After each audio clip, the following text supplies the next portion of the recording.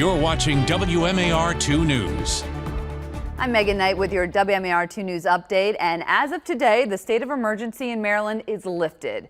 So what this means is that you'll no longer have to wear a mask unless an establishment requires you to.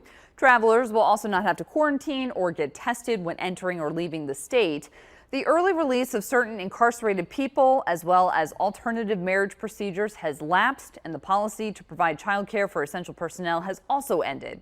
Now, several emergency orders will remain in effect for another 45 days, sort of as a grace period, and that includes nursing home oversight and healthcare license extensions. Well, the mass vaccination site at M&T Bank Stadium is closing tomorrow after delivering some 250,000 vaccine doses.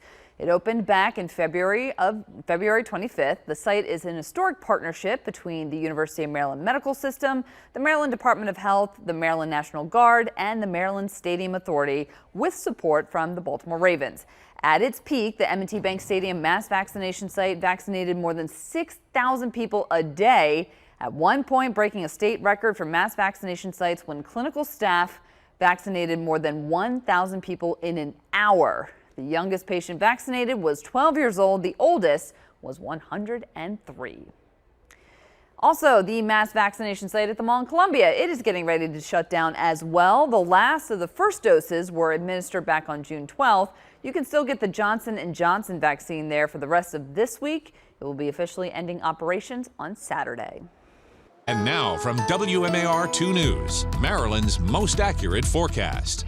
Hey there, Maryland. Happy Thursday. Today is looking like a very active weather day on our hands. We have a threat for some strong to severe thunderstorms, not just for the afternoon, but that threat continues into dinner time as well. Temperatures will be slightly cooler today, but it's still going to be feeling a bit muggy out there as well. The biggest threats within some of the strong storms that we deal with today will be strong damaging wind gusts and even the potential for some flooding.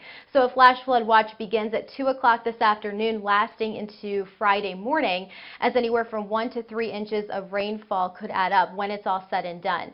So we will start to see some clearing in the forecast heading into your Friday afternoon. A few showers are possible for the start of the weekend.